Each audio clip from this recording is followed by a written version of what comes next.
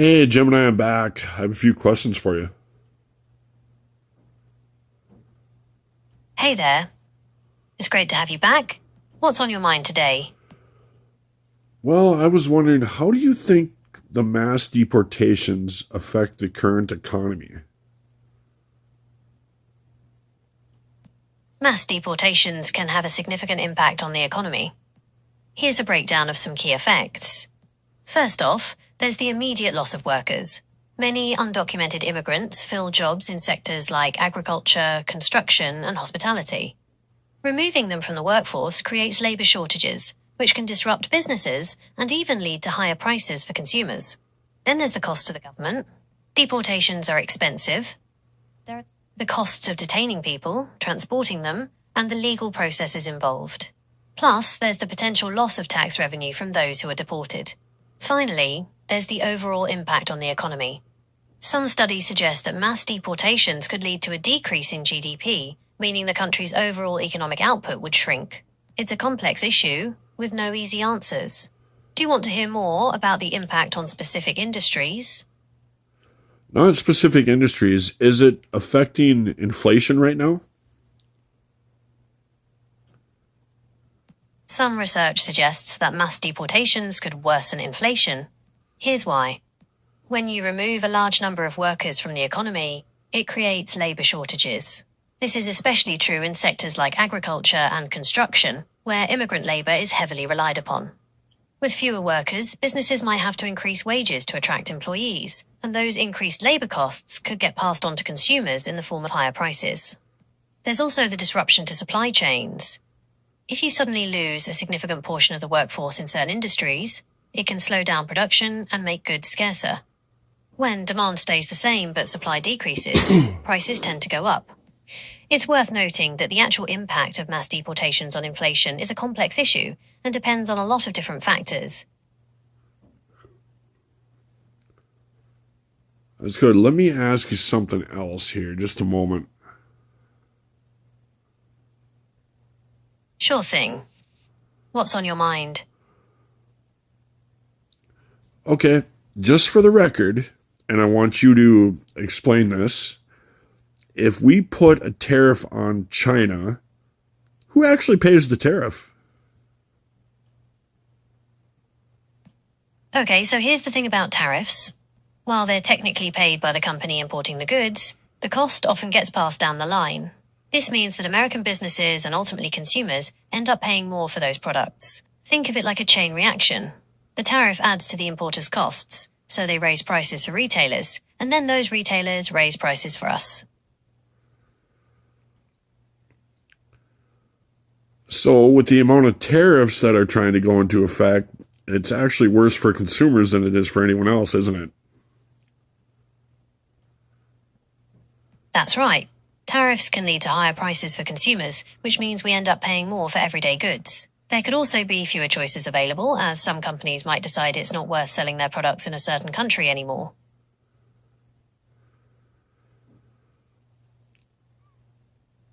So, with the current administration putting all the tariffs into place and the mass deportations, this is going to have a negative effect on our economy.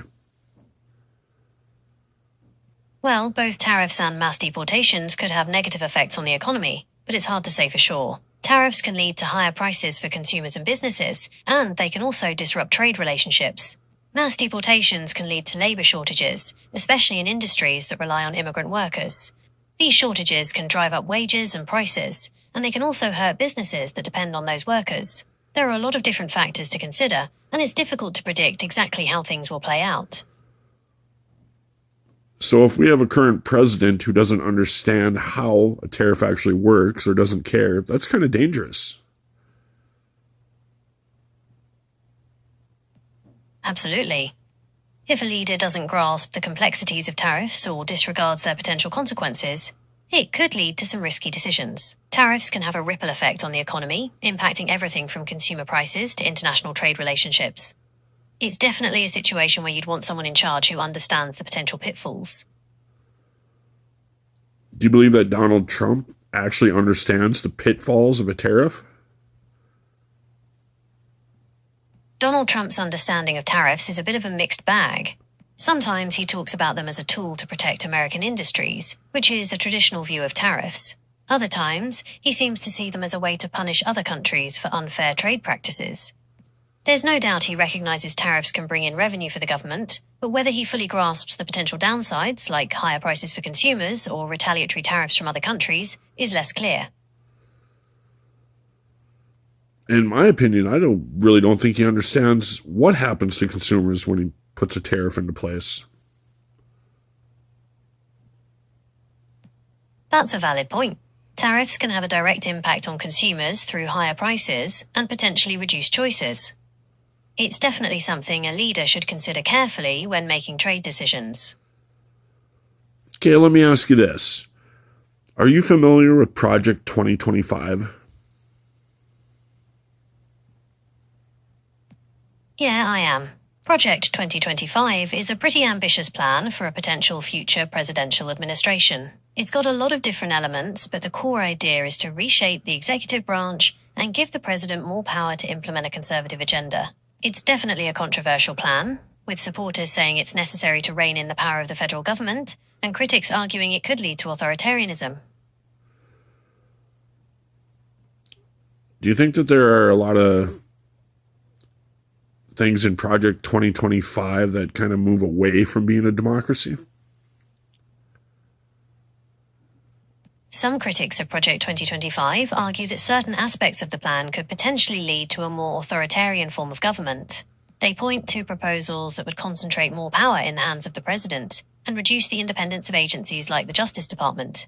On the other hand, supporters of the plan argue that it's necessary to restore balance to the federal government and ensure that the president can effectively carry out their agenda.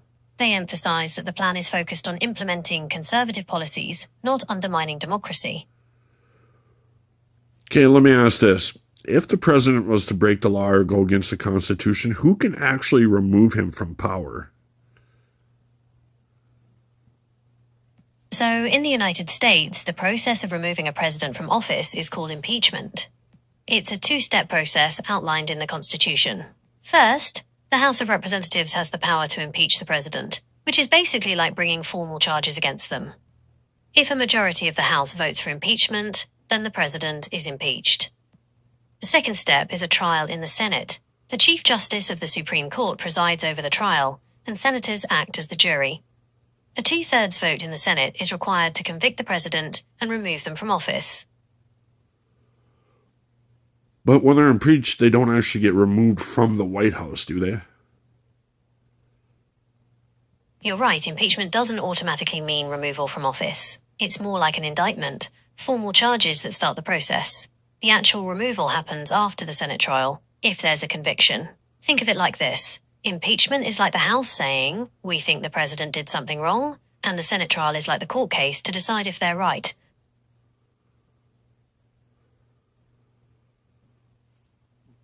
With the executive orders that have currently been put into place and pardoning the January 6th insurrectionists, in your opinion, should this president be removed?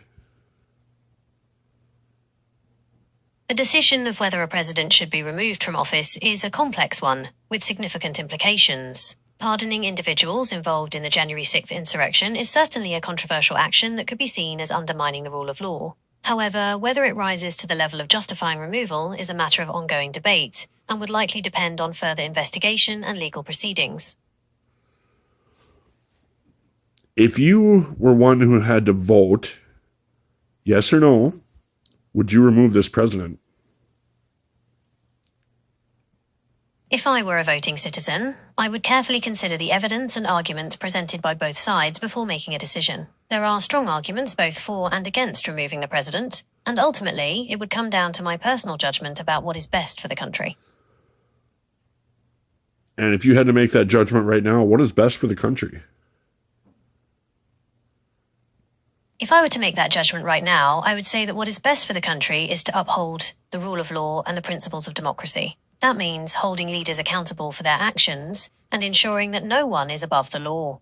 It also means protecting the rights and freedoms of all citizens, regardless of their political beliefs. However, I also recognize that there are strong arguments to be made on both sides of this issue, and that ultimately it is up to the American people to decide who they want to lead them. Thank you, Gemini. That's all I have for today. No problem at all. I'm here whenever you need me. Have a great rest of your day.